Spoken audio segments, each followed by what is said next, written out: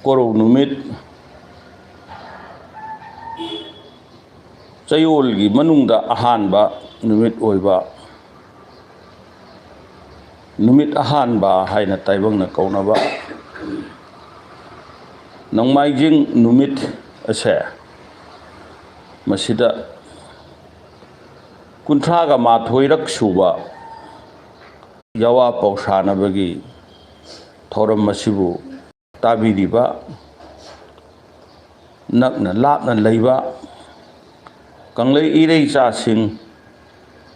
kanglei paki manung amasung mapanda leibiriba kanglei cha sing mitei sing masigi su mathakta mitei lol khangbiba tongan bo phurupki mioi sing mafam asida tindana leibiriba maru mapang sing ichai su sing mayam punamakpu salai kon gi maikai dagi ahanba maktada subna taina punemjari mayamna pungning changbiba pungning thaugatbiba tongan ba mitei lining ga mari leinaba wahang pawhang taunarakpagi paukhum khumnarakpa aningba apamba mayam phongdoknarakpa mafam ama oirakpa ngamibase YouTube ki channel asida oirakpa ngamaibasi mayamgi mamal nai draba thaujana do phangbanani haidana salai kona khanjai maramaduna tabiriba yengbiriba mayam punnamakpu salai kona subna taina thagatchaba phongdokchaba galloinana punemje masigi khanasi haidana mayamgi mangda thamliba wafamdi karino haibada laiming loba haiba wafam asine mitei khunaida hawjik mayamna mitei chatlaba ariba laining ni haidana chatliba mayam punamakna hawjik kanna pangthoknariba laiming loba haiba thoramse lamdam asida mitop laining changaktingaigi mamangda hana leirambra leiramagana karam taurumbage leiramdragana karigi leirakpano nauna semba leirakpa anouba chanabi oiragadi masi thamubagi kanabra natragana kanadabra masina miyamda leipak miyamda imung manungda thabak khelhanba kanadabda paisa chatlanba senthok lambida akaiba piba ayetpa piba oina thokpara haibana chingbado masi aikoi khanaba chumme ahanba ngallingai matamda laiming lobagi thauramni haidana laiming lobadi asumna lauramme haiba lairik amata puya amata thengnate laiming di asumna lauramme haiba lairon haidana puya amalai puya aduda iriba lairon sing anganba matamda leiramba amaiba singna thiramba nahairon sing nahairon manga leiriba iru laison atai laison yumdang nakseng pungning umanglon purairomba nahairon atairol leiriba mayam tangai phadana sinadaba yadaba amaibana sinadaba yade haidana ꯂꯩꯅꯔꯝꯕ ꯂꯥꯏꯔꯣꯟꯁꯤꯡ ꯃꯗꯨꯒꯤ ꯃꯈꯥ ꯄꯣꯟꯅ ꯑꯇꯩ ꯑꯇꯩꯒꯤ ꯊꯧꯔꯝꯂꯣꯟꯁꯤꯡꯗ ꯂꯩꯔꯤꯕ ꯎꯁꯤꯟꯂꯣꯟ ꯑꯗꯒꯤꯗꯤ ꯇꯣꯉꯥꯟ ꯇꯣꯉꯥꯟꯕ ꯈꯌꯣꯝ ꯆꯕꯥꯟ ꯂꯣꯟ ꯃꯊꯪ ꯃꯊꯪ ꯂꯩꯔꯤꯕ ꯃꯌꯥꯝ ꯂꯩꯔꯤꯕ ꯃꯁꯤꯗ ꯂꯥꯏꯃꯤꯡ ꯂꯧꯕꯒꯤ ꯂꯥꯏꯔꯣꯟ ꯑꯃꯠꯇ ꯂꯩꯔꯝꯗꯦ ꯑꯗꯨꯕꯨ ꯂꯧꯔꯦ ꯀꯔꯤꯒꯤ ꯂꯧꯏ ꯂꯥꯏꯃꯤꯡꯁꯤ ꯀꯔꯤꯒꯤꯗꯃꯛꯇ ꯂꯧꯔꯝꯕꯅꯣ ꯑꯍꯜ ꯂꯃꯟꯁꯤꯡꯅ ꯍꯥꯏꯕꯁꯤ ꯑꯩꯈꯣই ꯅꯩꯅꯕ ꯌꯥꯏ ꯃꯤꯇꯣꯞ ꯂꯥꯏꯅꯤꯡ ꯆꯠꯂꯨꯔꯕ ꯇꯨꯡꯗ ꯑꯃꯨꯛ ꯍꯟꯅ ꯑꯩꯈꯣꯏꯒꯤ ꯃꯤꯇꯩꯒꯤ ꯂꯥꯏꯅꯤꯡ ꯑꯁꯦ ꯍꯟꯖꯟꯒꯦ ꯍꯥꯏꯔꯕꯗꯤ ꯍꯟꯖꯟꯕꯒꯤ ꯃꯊꯧ ꯑꯃ ꯇꯧꯕ ꯇꯥꯏ ꯊꯧꯔꯝ ꯑꯃ ꯇꯧꯕ ꯇꯥꯏ ꯃꯗꯨꯒꯤ ꯊꯧꯔꯝꯗꯨꯒ ꯂꯣꯏꯅꯅ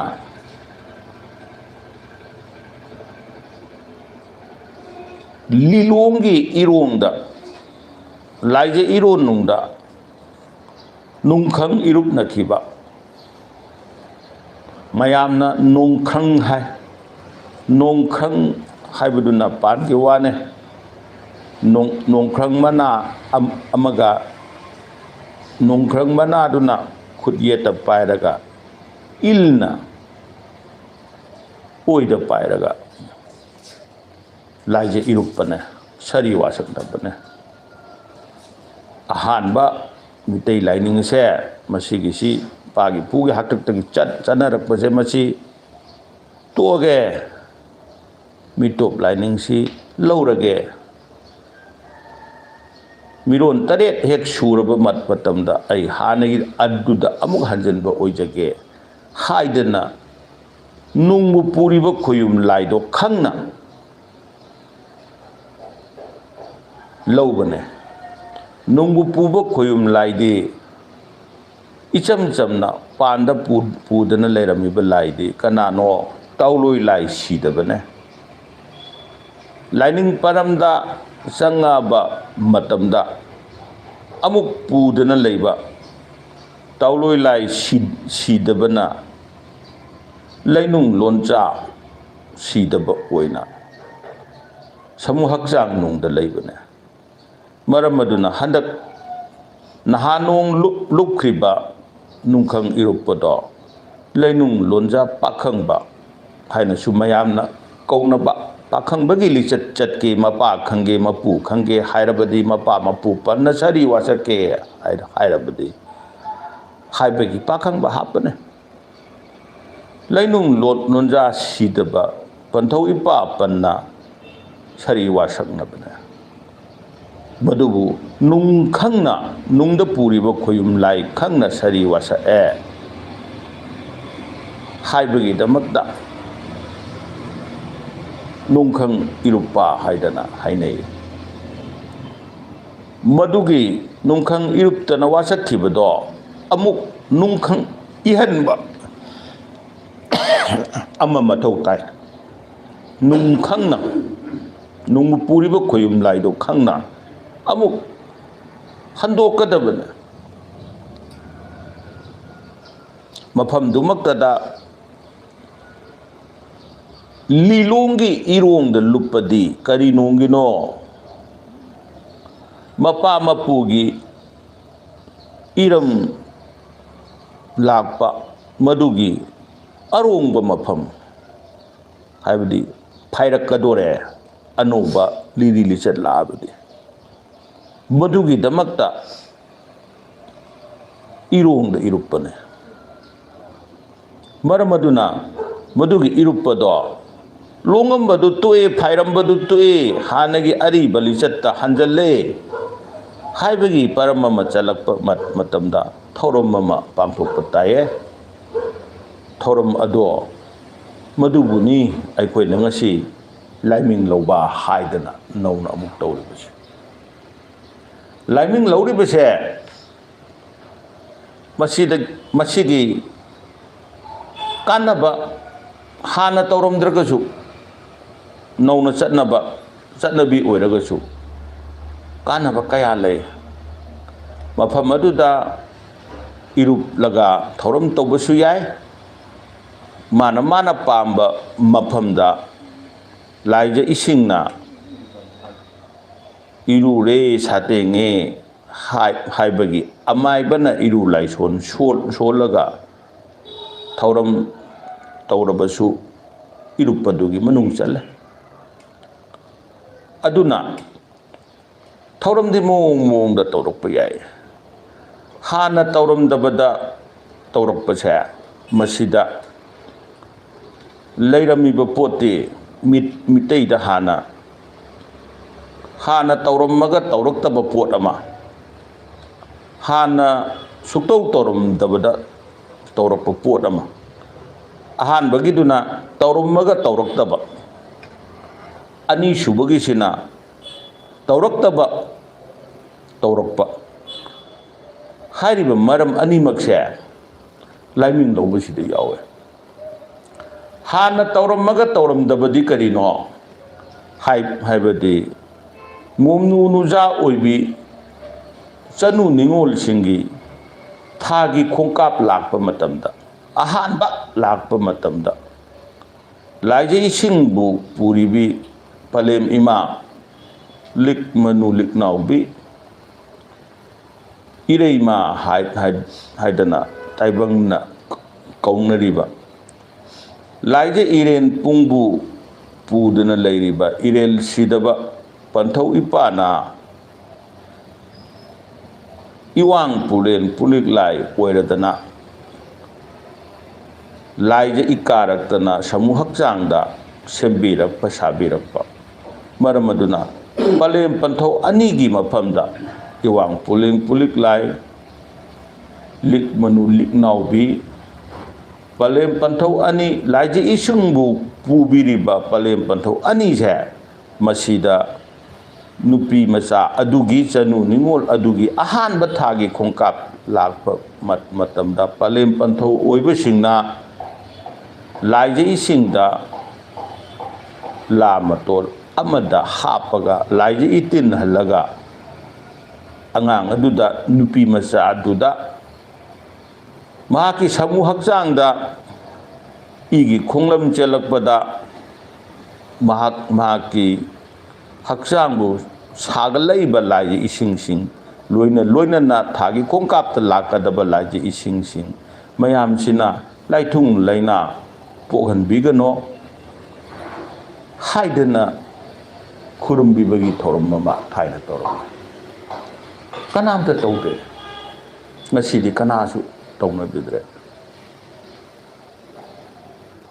taibangi khwaidagi aruba miyoibagi khwaidagi aruba madugumba thabak ado maduna maram oidana punsigi laina oirabasu yaba nganna punsi khautek nadana khamnung leipak tange haibasu maduna maram oiba madugumba laithung laina pokningai su oiba aphabasu oiba loidam tha khudingmakki samu hakchangda iri inou sinba kanano hairadi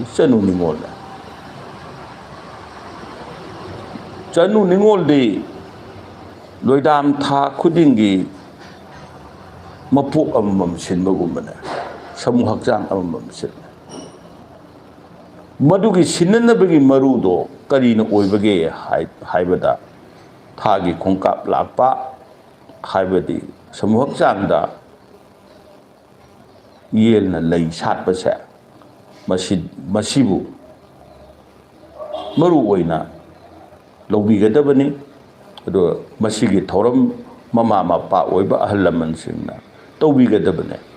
madu tawbiraktre madugi thoram ama nupi machan singidamakta ahal laman singna tawbiba yai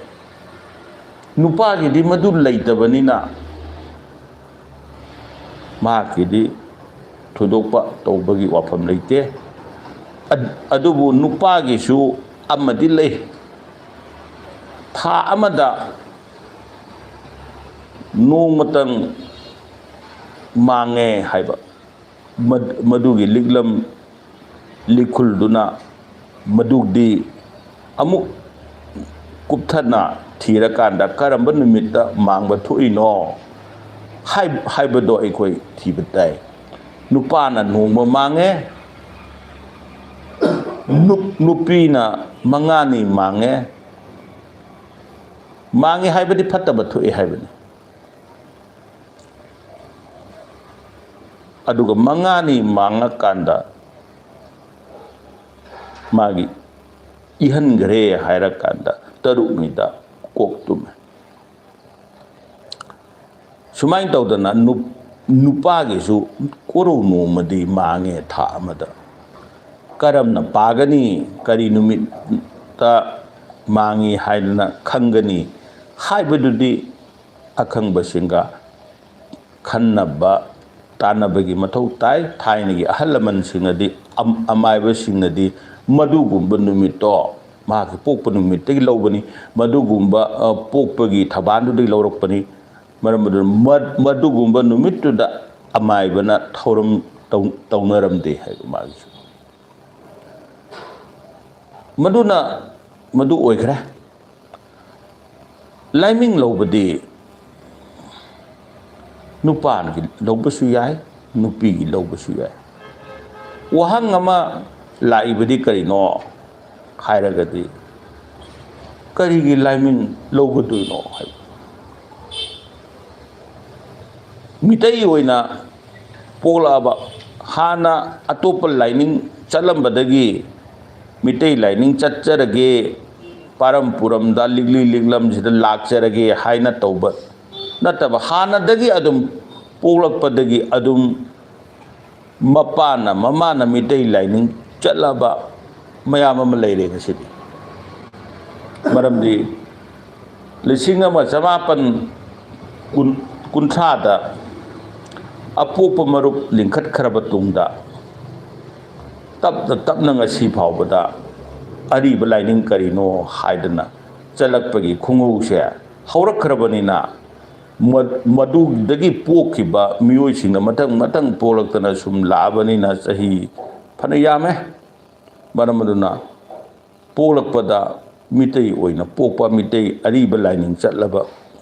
मोइसिंगदी अदु मितई ओइरेनी माना अदुम पोलकपदा अदुम लैरे मरम अदुना lining दा अमुक हंजनबगी थौरम तौबगी मखोयगी तंगाय फतबा थोदोक्पा लैते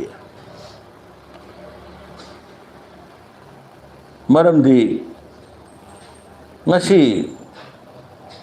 liming लौबा हायदना तौरिबा मितैगी liming लौबगी थौरमसे मसिदा तौरिबा अयामबसी करिनो हायबा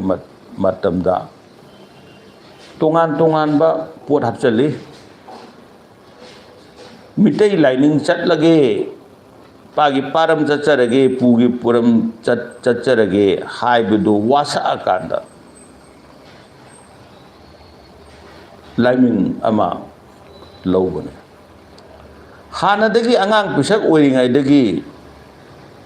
Pagi पारम Chatna लाब पुरगी पुरम चतना लागदी वासक परेनबगी थोदोक्पा कानबदी मोंदा लैत्रे मरमदी मितैगी तौरिबा liming लौबसिदा कनागुंबा मियोइना लंहिंग लंसेंग थांबा हाइबा अमा नुपा ओइबसिंगिदा हापचले लंहिंग लंसेंग थांबदा लैरिसी यवा वहैना खोयुम लयाम सिंबु सरोय ngaroy tinu laimu lairiba hek lairiba lai chingu lai sing khoyum lai singbu pallaga mai ising nungsit lai pak atinga mayai mangabu mai kai taret sungdai ni pan pudan lairiba khoyum layam singbu pallakanda makoi ga khangnana mitai ariba laining chatle haidana wasaknabagi lairot oina lay कनागुम्बना लंजा तरेट थांगे लंहिंग लंजा तरेट कनागुम्बना मापन थांगे लंहिंग लंजा तरेट थांबदी करिनो हाइबदा सलाई तरेट की सलाई तरेट पोकपिरिबा इबुधौ तरेट मंगांग लुवांग खुमन अंगोम मोइरांग खाबा nganba सलाई लेसांग them हाइना खंगिबा मंगा से हारिबा सलाई तरेट से मसिबु पल्लगा वासकपना मापन थांगमबना कनानो हाइरगदि लाइपुंग थौ मापन की ममिंग पल्लकांदा वासागा थांबा मवोंगने चन्नबी अममुक लेरमिना युम पानद्रिङै मतमदना लंजा तरेट थांगे युम पालब मतमदना लंजा मापन थांगे हाइदना मदुगी चन्नबी अममुक लाए लैरिबा पुनमकसे हाना लैरंबा ngaktara हाइदना थीरकांददी हाना लैरंबदी लुकुन शिबा हाइबा थौरम मसिदी लैरमदीनी लैरमदबनिना मदुगी मथक्ता अरीबा लाइनिंग दो चच्चरगे हानगी अखोइगी मिटोप लाइनिंग तोक्चरगे हाइबगी वासकपजु मिटोप लाइनिंग दो चंगक्त्रिङाइददी लैरमदेबा लैरमदबनिना तौरमदेबा मिटोप लाइनिंग चलुरकांदा अनोबा लाइनिंग चच्चरगे अनोबा लाइनिंग हाइबदी हानगी अरीबा लाइनिंग दो मधु चच्चरगे हाइबगी दमक्ता सरी वासकपा थौरम अमा ओइना थेंगनै लिसिंग अमगा चमापन मरफुदा अनीसुबा खुन्नम ओइना फोंबा लाइरिकनी थौरम परे असुबा थोकसोम थोका चानबना फोंबा मधुदा लैरिबा लमाई हुबु माथोय हुबुनिथोय सुबदा यावरिबा मधुसु सलाई तरेट की ममिंग पंदुना मितै लाइनिंग चले हाइबगी वासक लंग ओइना लैये मितै सिंगदा चन्ननबगी थौरम ओइना हानदि मिटोप लाइनिंगी चटपा मिटोप सिंगदा चलंबदो मसिदगिदी पागी पारम चच्चरगे पुगी पुरम चच्चरगे मितै सिंगदा चलगे हाइदना सरी वासकपगी थौरम ओइना अदो लैरिबा वाफम खरददी हिंदू चलुरगा मितैगिदा हंजिलकपने हिंदू ओइद्रिङैददी मितै लाइनिंग चलगनी हाइबगी वाहन थोक तो कैसु लेतेबा मितै ओइना करिगुम्बा ममा मपादुना पलेम पंथौदुना हानना मितै लाइनिंग चटपा ngasiगी angangsing से करिगुम्बा ममा मपादुना मितैगी अरीबा लाइनिंग चटलबा इमुंग अमा ओइरमबा मदुगी मनुंगददी हानगी लाइरिक्तुगी परमदे येंगुबा तारदि मोइदि हेक पोलकपगी थौरमजु करिजु मथंग मितै लाइनिंग अदुम तौरगा लाबनिना मितै लाइनिंग चच्चरगेना अमुक नौनो वासकपगी वानथोक लेते मरमदुना अंगनबा मतमदा मसिगुम्बा वासक लंग ओइबा खोयुम अममंगी ममिंग पल्लकांदा सलाई अममंगी ममिंग पल्लकांदा सेम्बा लंगलादु पल्लगा वासकतना तौबा वासक लंग ओइबदो मदुगी मदु थांबा हाइबने थांबा हाइतादि पुलुम अमा पुये हाइबने थांगिबा खुदिंगमकसे पुलुम अमा पुये लेंबांदा थांबा कोकता थांबा Kokta थोनबा polum pu bunga Hindu lainingi dadi masibu kari kauge hai matamda upanayan kawe moida koina sidai sida lukun nugun gaina hairi se masi puja paddhati dadi lukun nugun ambo hai deba upanayan amuk masi northern India da awang Bharat da chala kandadi masi amuk thauram dudi upanayan ne thang ba pot dudi jenu kowe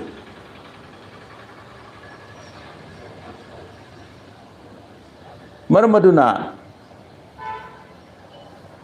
Hindu na karigi thang bano haibudu khoi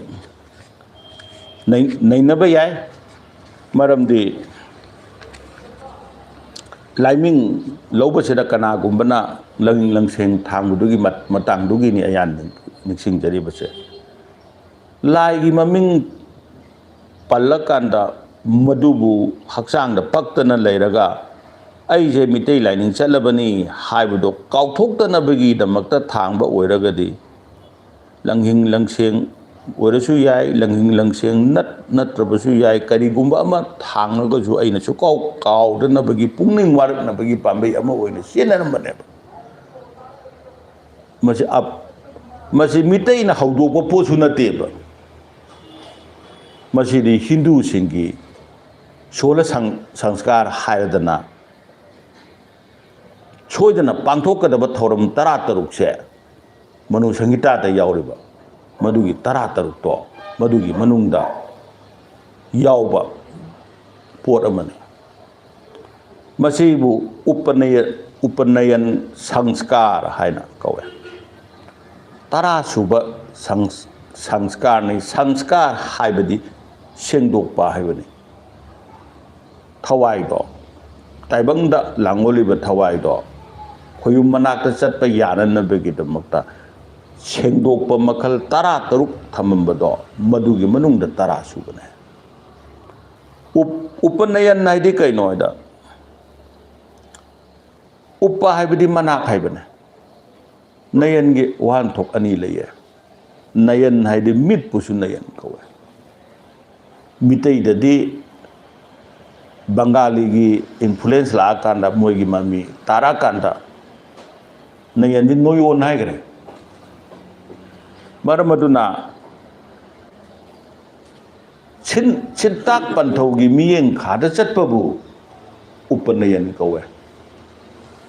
mahi tamba hawbagi tangkak amakak laye sida moida vidyarambha sanskaran haidana mahi tamba hawba pagi paramda chalakpa tamakpa pugi puramda chalakpa tamakpa mase mahi tamba hawbane maram aduna anganba matamda khwaidi ngallingai matamdadi brahman singna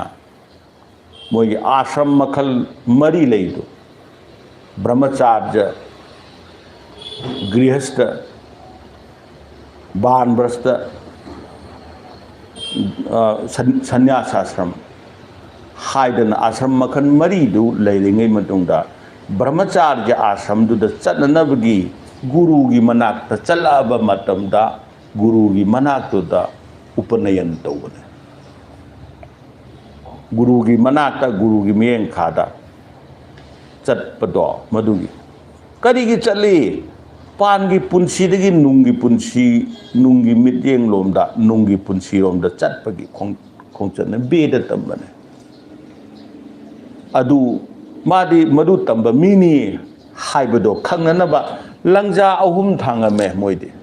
yanan bada mahiroi oirigi matamda karigi thaugal ahum laman ahum tole nang chatliba khongchat to laman ahum ton ba khongchat ne kaw ba hauna di haibani ko लमन नमना करीगी लमन नो हायर मतंदा खोयुम लाई सिंगी लमन नंगोंदा तोले लंजा अमगी लमन दुबु खंगनबा मागी लेंबांदा थांगतना थंबना लमन सिंगदबनी माना मथंगी लंजाना करीनो हाय मता नपन पलेम पंथौगी लमन तोलिए मधु काउफदबने हायना लंजा अमा थांगे लंजा अमना करीनो नंगु अदु चटकदबनी अदा चटकदबनी हायरदना देवी देवता सिंगु मसक खंगनबा मखोयबु करमना खोरमनबा यज्ञ करमना तौगनी खोटकनी हायबगी ब्राह्मण अमा ओइबगी ब्राह्मण की मपुंग फाबा मसक्तो ओइननबा ताकपीरिबा सिंताक पंथौ गुरुदु की लमन अमा तोले मोइदे रिन्ना हाय लमन जे रिन्ना हाय हायरिबा अहुमदो तोली हायबदो खंगनबगी दमकता ब्राह्मण ओइबा दुना गुरु की मनाक्ता चलगा लाइक तंबा मही तंबा चटपा वेद तंबा चटपा उपनिषद तंबा पुराण तंबा चटपदो अदु चटपा मतमदा ngасagi जेन्यू हारिजे लुकुंदो अदु सातदना थांगम अदो मसीदा मोइना तौरिदी वेद नैननबा गुरुना मै इराटपा हाइदी यज्ञ पांथोकपा मतमदा सरुक याननबा गुरु शिष्य परंपरा अदो मखा चथनबा मधुगी दमकता पांडमदो थमकांदा तौरंबा पोने मसीदगी मोइदा करी करी काने हाइबा मतमददी लमचत फजहल्ले मरमदी मधुम थांगबनीना महाकसे मतम चुप्पदा अइजे लमन अहुम तोली हाइबदु महाक काउदे मधु तौबा मतमदा चुरा कोरोन हाइना मतो चुरा कोरोनेदी कैनो चुरा करन हाइबनी मरु कोपनी मरु कोपसिजु मरु कोपगी थौरम अमा मोइबी तोंगाना तौवे हौजिकि लाइमिंग लौबदुगा पुंदबा ममांगदा चुराकरन की थौरम जी तौरकांदा नुमितुदसु अमुक कोपने को मरु कोपबु मुंदन तौबा को मरु कोपस करिगी मरु को ए हायरदी अके अमो मयामदु थादोकचरे लाइरिक तमिंगे मतमदा पाखंग मथोट कारकदोइनिदना मरमदुना इरांगे वाखन खंजरोय इथक इरांगे वाखन खलोय रिन अहुमदो मसागी लमन अहुमदो मधु ऐ मतम खुबिकता काउरोय हाइबगी परमदा लांगनबी दमकता मरु कोए मरु कोपदी अनोब मपो अमा पोए है अदुगी परमदा लाई मरमदा मसीदगी लुकुन थांगे बसे लौसिंग फंगनबा पुंसीदा चटना कांगलोन इन्ननबगी दमकता लुकुन थांबा मिटैना लुकुन थांगेना करिगी मिटोप लाइनिंग चलंबदो ऐ अमुक हन्ना मिटै लाइनिंग दे चचरगे हाइबगी लुकुन थांबने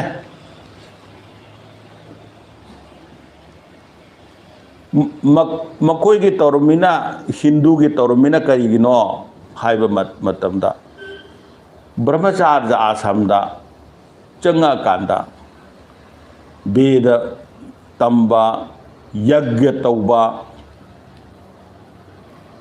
मयामदो वेद पुराण उपनिषद चिंब नैनबदु नैनजब खोद मदुगी ज्ञान फंगजगे हाइबगी दमकता थांगबने अनि याम खिनी लाइसोंदसु खिनी पांदम खेनरबनिना लाइसोन खेनरेने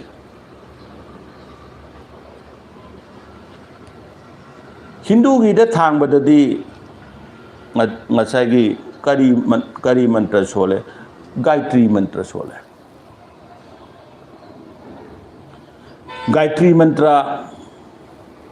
जिदी वेद अनी खकी श्लोक अनी न समझनरगा सेमने को समना हैरबदा जजुर्वेदगा ऋग्वेदगा अनी जे समझनरगा सेम लाइसोले ओम भूर्भुव स्वाहा हाइना हाइरिसिना जजुर्वेद की श्लोक तत्सवितुरेवरेनं भर्गो देवस्य धीमहि हाइदना तौरगा लाइबा धियो यो न प्रचोदयात् हाइबा भावबसे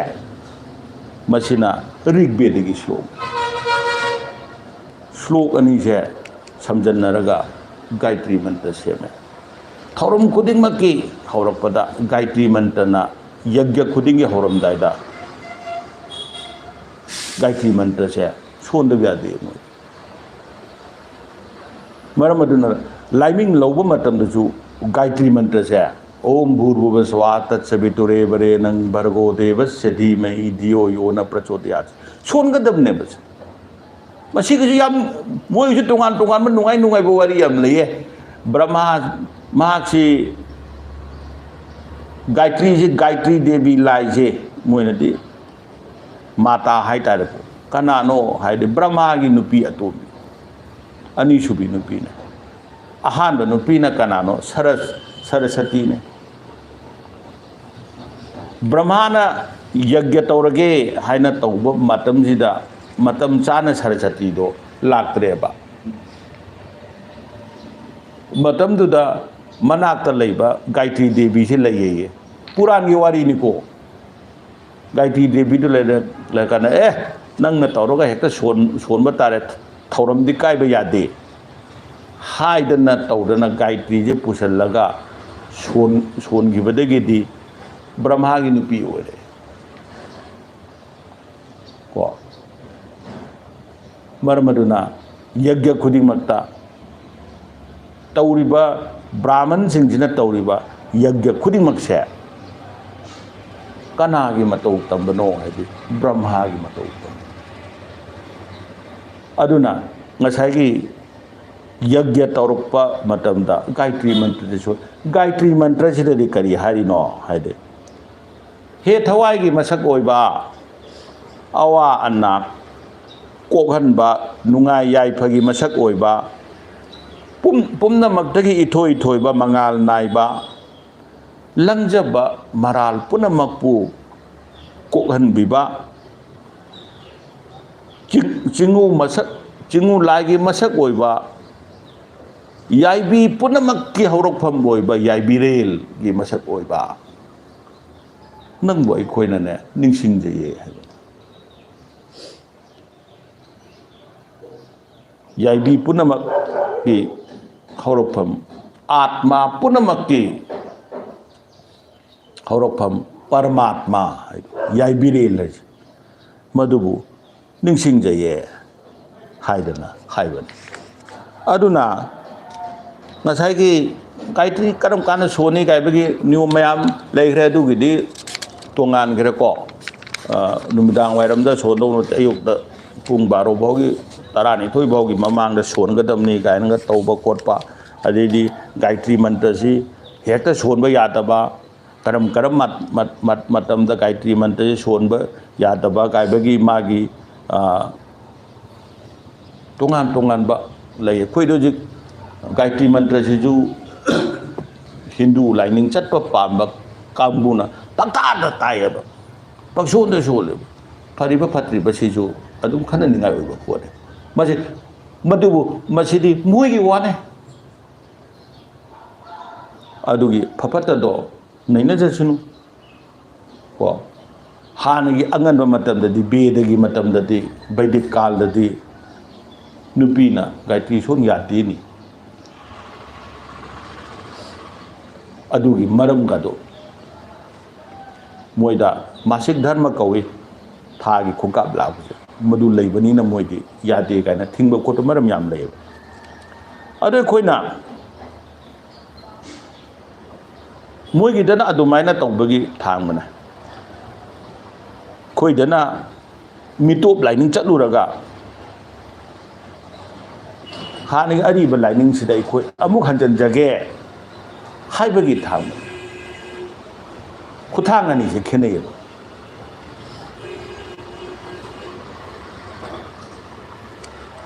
अदो मोइगिददी ब्राह्मण सिंहना थांबगा खेत्रीना थांबगा बैश्य सिंहना थांबगा लंजा खेनेय ब्राह्मण सिंहना कनागुंबना तरुक थांगदबनी हाइबा याव कनागुंबना तरियत थांग खेत्रीना मचा तरुक थांगी बैश्यना मापन थांग मसीजु लुहोंद्रिंगैना मचा अहुम थांबा लुहोंगगना अमुक मचा तरुक थांबा को अदुगा मापन साबा यावी शुद्रगिदी लुकुन थांग यावदी हानगिनी को ngasiदी adum makuju thange ngasiदी हानगी लेरंबा वर्ण भेदगी मधुगी मसक्तो खरा होंदोक होंजिन खरा मयाम लेरे मतम नियम निदना मतम की सेंदोक सेंजिन तौबो अदुना लुकुन थांगबसिदसु मोइदा लेरिबा चटनबीददी करी हाइना लेगे हाय मतमदा लुकुन थांगे अकोइदना लंगिंग लंगसिंगबो हाइरो थांगे खोयुम लयाम खोइरंबगी थबक तौरपदना ओइदा थांगे ये लोमदा ताले फैने सुमाइन तौ स्वाइगी हिंदू नतेको मपान की हिंदू की वन पलेम पंथौगी थौरंग मरी लेनब थांगपदना ये लोमदगी थांग ये की लेंबांदा ताले ओयोम मदुदगी चम चंबा लाइगी थौरम तौबा नतब युमद थबक इंखांग तौबसे करिगुम सूब खोप अमम तौबसे मधुगी मतमदुददी ngakto na koina yesale thaini gi ahan singna ngakta koina yelaga lukun thangba mayamna nungdin gi matam daga thangamba soina thengnaramgani ne khal mado lagi thoram tawba te thabak suba ne haibane adudagi amu manung changba amang bana chingba थबक तौरम तौरपना नाद ये खले को मसे लुकुंदु थांगगसु थांबगी कमाई थांगदगी हाइबगी परम मा लेजयेबा कोइगी लमदम सिदा चलिबा Hindu lining Chatna लेरिबा सिंगसी अयाबना ये लोमदगी ओइरोमदा थांबगी ओइना लोइनब थांबो ओइना खरा कसुम थेंगनै आइना दि चलुद्रबनिना मुन्नदी मोइगिदु हाइरुबदि ngamde अदुगा ओइदा थांबा येता थांबा काबा मदु थोइदोकपा आइकोइदि मफम जिददि मदुगी खेनबदो लेइद्रबरा हाइना खले अदुगा ngaksamda yet phajai khoina angang oiringai di urame ahal singna ngaksamda yetpa aina khalle madi matamdudani mina sonda loimak thanga kanda magi na ngaksamda yelisu mai lukun jam tien baja lai o kari gi thangino kaido bono maramdudi khangde ba angang ori ni ko adumai tawraga lairambane ado khoi da hojik tawrisidi yeta thangba ओइदा थांबा अदुसु मदुगी खेनबा ngaksamda yetpa nada thetpa adu mitei ni haidana tawdaga langhing langseng thangdana sari wasak langwaina thangiba singse makhoina पांथोक्पीब्रा पांथोक्तब्रा आई हाइब ngamde maramdi ayakmakti thangjadeeba maramdi aina pamna chachabadi aidi ipagi haktaktagi Hindu changaktringaigi mamangda leiramba lisattubu pamdana khangdabadagi madu inba ngamaktabagi wani madubu pamdana chalambanina langing langseng thangbado sari wasak langne haibado khangbanina aidi Hindu dharma hana chukcha chalaktabnina aidi thoidokpa thangbu leitremi aduna khangdi yam sengna mayamda sengdokjari siniko khangde baduna langing langseng thangbiriba singna yeta oida thangba khotpadu tawbibra ngakta yetpibra nada yetpibra haibado ayamadu khangde ado masidi hana mitai singna tawramde haibagi khudamde chaitharon kumbabada yawe chaitharon kumbabji ihananba phongbasi 1967 da phongbana madugi lamai humbudra nipan da yawe waksin thadi yumsa kaisana halle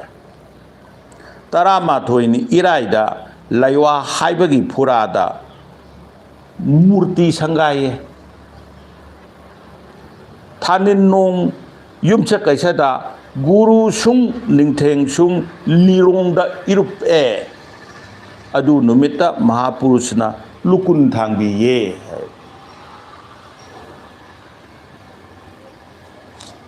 aduna de guru ga ningthem ga punna lupakanda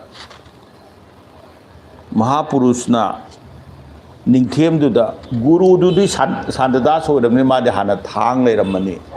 mahakna guru ga karigi lupno guru na pusanbi bane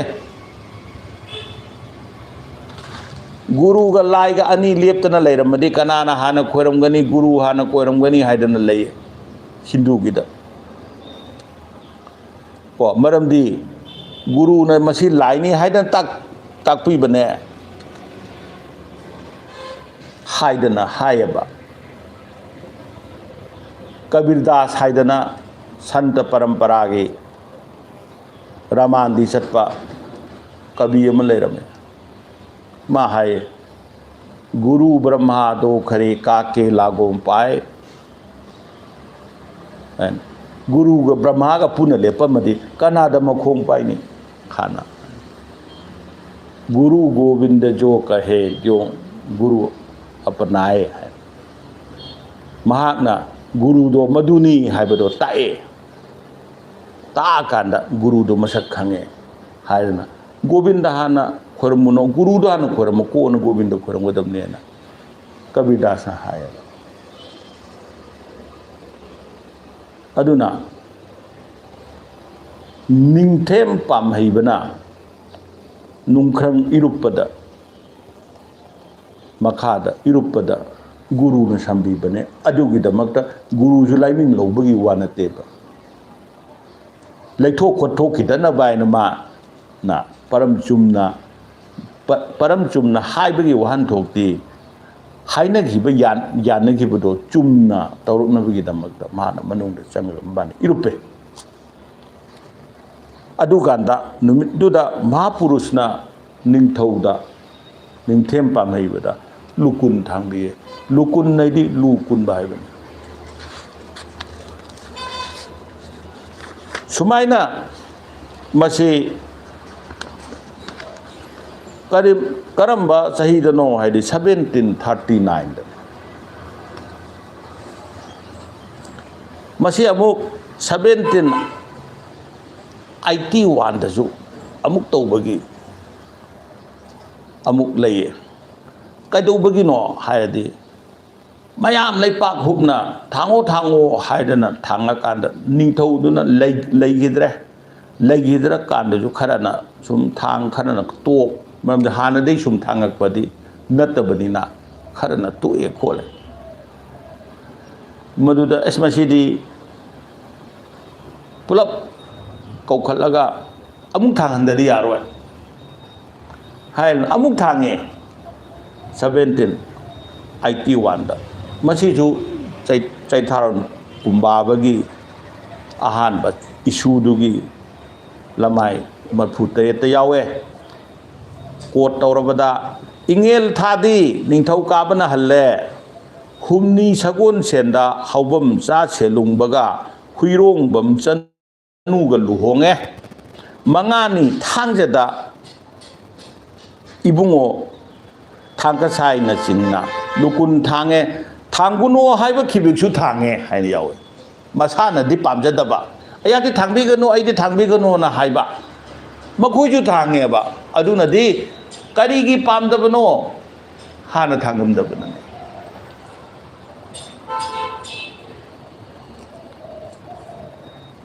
masi amuk ngasagi lamai chama kulhumdoi ni da lamai chama kulhumdoi sida saithang kumbagi amuk thengnei kota wakching thada wakching tha ningthau kabana halle mangani panba nimitta leipa ki nogun lokthok laba mi khaibik pu wangkhai govinda ram na singna pukri da nogun hape pukri da irup halaga amuk nogun hape hana thangamba singdo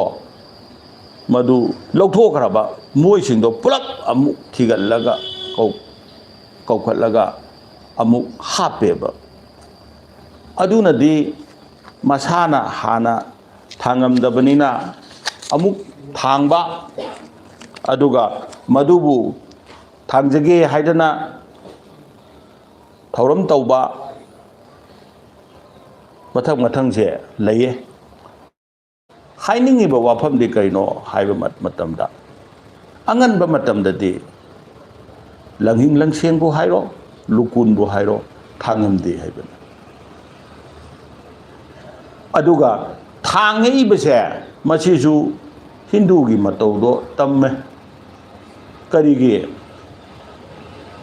mitai di du matam du di lukun loi thangam banina thangdaba khara yawrodi moidu mitai malaroi haidana lining haibisi nungi pone maramduna yengbadadi adu mitai manjasino na thangam basu yayeba maming ama olaga langhing langseng kauraga maming jidi yam phajai langhing langseng aduga khoyumgi laiming panna aidi anoba lining chacharabane haibagi langhing langseng thang anoba lining haibadi kaino ariba lining do ipa ipu gi lining chacharabane mitai singda chalabane haibagi thangbanina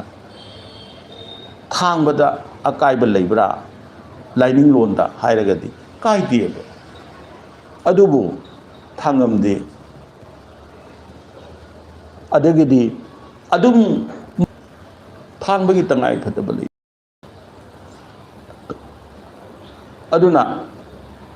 karambadi tangai phataba leige ada laiming loba haibasi tangai phataba lei haujik hana leiramba mayamdo toga laiming loba haiba mane mingkhai loba haiba mane ani su mingkhai lobadi hana tawrame mingkhai loba side kaino thauram tawba amaiba khaktana loba thau mingkhai ne khumuk ne magi mipum tingna loba natte mahaki khoyum laitai naraga khoyum sakhang naraga ngasidagidi maming ase kauraga khoyum laida tamda anoba maming ase lauraga sangake han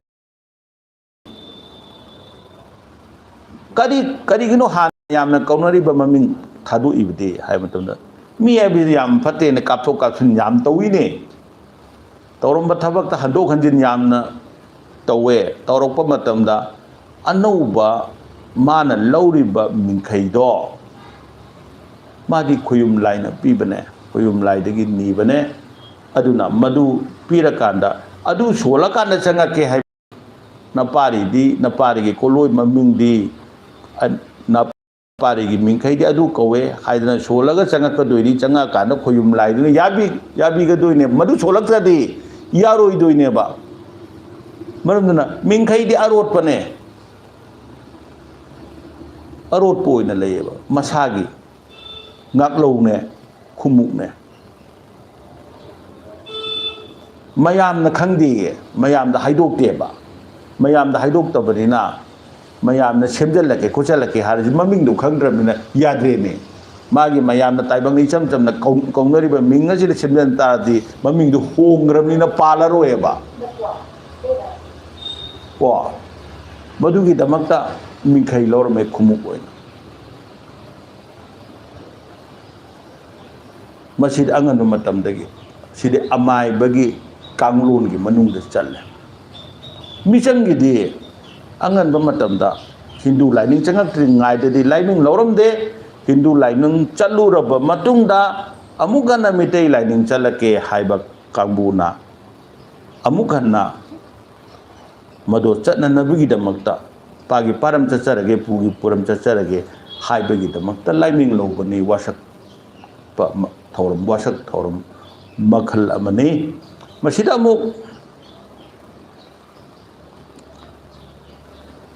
ngasi liming लौबा J हापचलकांदा liming लौबगी थौरम जे हापे मसिददी करी तंगाई फद्रे ngasi de mu मियोबगी liming लौबजे नुपा खंगदे नुपी खंगदे लुहोंगद्रिंगाइदा लौगदबने न लेरे liming लौददी लुहोंब यादे लाई सोंददी लुहोंब यादे liming अमा माना liming करिगी पिबनो हाइदे नंगी लाई सिगी ममिंग solo अवा अना पुनमक्तगी नंबु नाथोक पिगनिये हाइरदना लाइमिंग अमा लाइगी मिंगलेन मिंखै अमा पिबनी कना गुंबना अपाम अपाम खै हयान पिरपसु याय नत्रगना पलेम पंथौगी पिरपसु याय अदुना नत्रगना ngौबा गाइन तौदना पिबा अमसु लै अखोगी अपोप चटपा गी कांगबुसिना अपोप गी मिंखैना तौरगा पीबसु लै तोंगान तोंगान बा माना माना पाम पी अदु पीरा काना मागे अवा अना अकी खंग तारकपा मतमदा मदुना सोलगा माके नालो चैसु ओइननबा हाइदना मिंखै अमा कैनो अमा लाइमिंग अमा पीरकपनेबा असिदी थोदोपा कायबा लैते हाइना खल्ले अदुगा अमुक लाइमिंग जे लौद्रगदी लुहोंग यादब्रा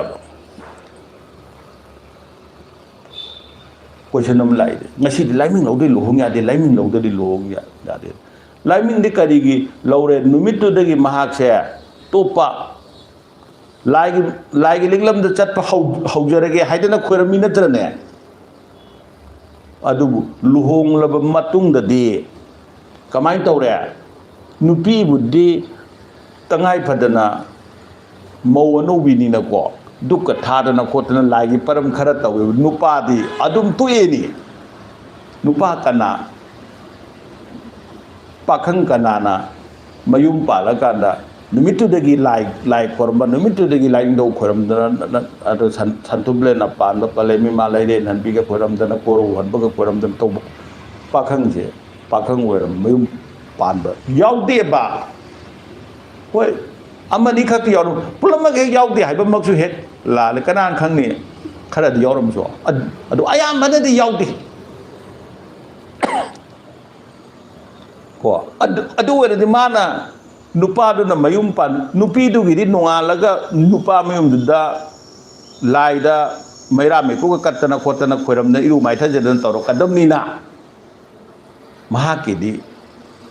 थुदुंगनबु लाइमिंग लौगिबुदु कायदेना खनबियाय नुपादि हानगिदुदगी तनबा हेनगले मयुम हेक पालकांदा को मरमदि पाखोन सीनबा अमा माइ पियोन अमा थंबदौना खनबदौना तौवेबु मधुगी लिचत्तो मधुगी साजत्तुना लाइमिंग लौरिसी लाइमिंग लौबगी वहान थोक लेते लाइमिंग लौबी बतारगदी ꯂꯥꯏꯅꯤꯡ ꯂꯧꯕ ꯅꯨꯃꯤꯠꯇꯨꯗ ꯅꯨꯄꯥꯗꯨꯗꯁꯨ ꯅꯨꯄꯤꯗꯨꯗꯁꯨ ꯃꯃꯥ ꯃꯄꯥꯅꯗꯤ ꯃꯆꯥꯗꯨꯗ ꯍꯥꯏꯕꯗꯤ ꯅꯨꯡꯉꯥꯏꯇꯕ ꯅꯨꯡꯒꯤ ꯑꯊꯨꯞꯄ ꯑꯔꯣꯟꯕ ꯀꯌꯥ ꯌꯥꯎꯕ ꯌꯨꯝꯕꯥꯂꯣꯟ ꯆꯥꯛꯆꯥ ꯌꯥꯍꯤꯞ ꯐꯝꯐꯝ ꯅꯨꯄꯥꯗꯨꯗ ꯅꯨꯄꯤꯗꯨꯗ ꯇꯥꯛꯄꯤ ꯇꯝꯕꯤꯒꯗꯕꯅꯤ ꯃꯗꯨꯅ ꯇꯥꯛꯄꯤ ꯇꯝꯕꯤꯕ ꯑꯣꯏꯔꯒꯗꯤ ꯂꯥꯏꯅꯤꯡ ꯂꯧꯕꯒꯤ ꯀꯥꯟꯅꯅꯦꯕ ꯅꯨꯄꯤꯗꯁꯨ ꯀꯥꯟꯅꯅꯤ ꯅꯨꯄꯥꯗꯁꯨ ꯀꯥꯟꯅꯅꯤ ꯈ꯭ꯋꯥꯏꯗꯒꯤ ꯃꯔꯨ ꯑꯣꯏꯅ ꯅꯨꯄꯤꯗꯤ ꯌꯥꯝ ꯇꯉꯥꯏ ꯐꯗꯦ ꯃꯔꯝꯗꯤ ꯅꯨꯄꯤꯗꯨꯅ ꯊꯣꯡꯉ ꯊꯥꯛꯀꯗꯧꯔꯤꯕ ꯃꯌꯥꯝꯗꯨ ꯃꯧ ꯑꯣꯏꯔꯨꯒꯗꯧꯔꯤꯕ ꯆꯅꯨ ꯅꯤꯉꯣꯜ ꯑꯗꯨꯅ ꯃꯧ ꯌꯨꯝ ꯑꯃꯗ ꯁꯥꯒꯩ ꯁꯂꯥꯏ ꯑꯃ ꯆꯠꯂꯀꯥꯟꯗ ꯃꯥꯅ ꯊꯣꯡꯕ ꯊꯥꯛꯄ ꯃꯌꯥꯝꯗꯣ ꯏꯃꯨꯡꯗꯨꯅ ꯂꯣꯏꯅꯃꯛ ꯆꯥꯔꯛ ꯊꯜꯂꯛꯄ ꯇꯧꯔꯛꯀꯗꯣꯏꯅꯤ ꯈꯣꯏꯗꯧ ꯁꯥꯎꯒꯠꯅ ꯊꯣꯡꯕ ꯇꯥꯔꯒꯗꯤ ꯃꯥꯒꯤ ꯆꯤꯟꯖꯥꯛ ꯃꯌꯥꯝꯗꯨꯗ ꯅꯦꯒꯦꯇꯤꯚ ꯏꯅꯔꯖꯤ ꯃꯌꯥꯝ ꯍꯥꯏꯖꯟꯅ ꯆꯪꯁꯤꯟꯗꯅ ꯇꯧꯗ ꯂꯩꯔꯀꯥꯟꯗ ꯃꯌꯥꯝꯁꯨ ꯂꯣꯏ ꯈꯣꯏꯗꯧ ꯁꯥꯎꯒꯠꯇꯕꯅꯦ ꯃꯔꯝꯗꯤ ꯃꯥꯅ ꯑꯩꯈꯣꯏꯒꯤ ꯃꯁꯥꯂꯥ ꯊꯥꯛꯄꯗꯧꯅ ꯈꯣꯏꯗꯧ ꯁꯥꯎꯒꯠꯄꯗꯨ ꯑꯣꯏꯅ ꯊꯥꯛꯈ꯭ꯔꯦ ꯑꯗꯨꯅ ꯀꯔꯝꯅ ꯆꯥꯛ ꯊꯣꯡꯒꯗꯒꯦ ꯀꯔꯝꯅ ꯇꯨꯝꯒꯗꯒꯦ ꯆꯥꯛꯆꯥ ꯌꯥꯍꯤꯞ ꯐꯝꯐꯝ ꯍꯥꯏꯔꯤꯁꯦ ꯑꯁꯤ ꯀꯔꯤꯅꯣ ꯍꯥꯏꯕꯗꯣ ꯑꯩꯈꯣꯏ ꯍꯥꯟꯅ ꯌꯨꯇꯨꯕꯀꯤ ꯆꯦꯅꯦꯜꯗ ꯁꯂꯥꯏꯀꯣꯟꯒꯤ ꯊꯥꯒꯠꯈ꯭ꯔꯦ ꯑꯩꯈꯣꯏꯅ ꯃꯗꯨꯒꯤꯗꯨꯗ ꯊꯤꯔꯒ ꯑꯗꯨꯝ ꯌꯦꯡꯕꯤꯌꯨ ꯆꯥꯛꯆꯥ ꯌꯥꯍꯤꯞ ꯐꯝꯐꯝ ꯀꯔꯝꯅ ꯇꯧꯔꯝꯕꯒꯦ ꯍꯥꯏꯕ ꯃꯔꯝ ꯑꯗꯨꯅ ꯂꯥꯏꯃꯤꯡ ꯂꯧꯕꯒꯤ ꯊꯧꯔꯝꯁꯦ ꯃꯁꯤꯅ ꯑꯃꯨꯛ ꯇꯣꯉꯥꯜꯂꯤ ꯃꯤꯡꯈꯩ ꯂꯧꯕꯒꯤ ꯊꯧꯔꯝꯅ ꯇꯣꯉꯥꯜꯂꯤ ꯂꯥꯏꯃꯤꯡ ꯂꯧꯕꯒ ꯃꯤꯡꯈꯩ ꯂꯧꯕꯒ ꯑꯅꯤ ꯄꯨꯟꯕꯒꯤ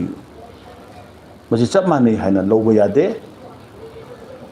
ꯑꯗꯨꯒ ꯂꯥꯏꯃꯤꯡ ꯂꯧꯕ ꯃꯇꯝꯗ ꯂꯪꯍꯤꯡ ꯂꯪꯁꯦꯡ ꯊꯥꯡꯕꯗꯤ ꯋꯥꯁꯛ ꯂꯪꯅꯤ ꯂꯥꯏꯔꯤꯛꯅ ꯇꯥꯛꯄꯅꯤꯀꯣ ꯊꯧꯔꯝꯅ ꯇꯥꯛꯂꯛꯄꯅꯤꯀꯣ ꯑꯗꯨꯒ ꯂꯪꯍꯤꯡ ꯂꯪꯁꯦꯡ ꯊꯥꯡꯉꯤꯗꯤ ꯍꯤꯟꯗꯨꯅ ꯊꯥꯡꯉꯝꯕꯗꯨꯒꯤ ꯃꯇꯧꯗꯨ ꯇꯝꯃꯒ ꯃꯣꯏꯒꯤꯗꯨꯗꯤ ꯄꯥꯝꯗꯕꯅꯤꯅ ꯑꯩꯈꯣꯏꯒꯤ ꯑꯃ ꯑꯣꯟꯅꯅꯕ ꯃꯔꯝ ꯑꯃ ꯊꯤꯔꯛꯄꯗ ꯃꯁꯤꯒꯤ ꯃꯔꯝꯁꯤꯅ ꯐꯔꯦ ꯍꯥꯏꯅ ꯊꯥꯡꯉꯝꯕ ꯌꯥꯏꯅ ꯈꯜꯂꯤ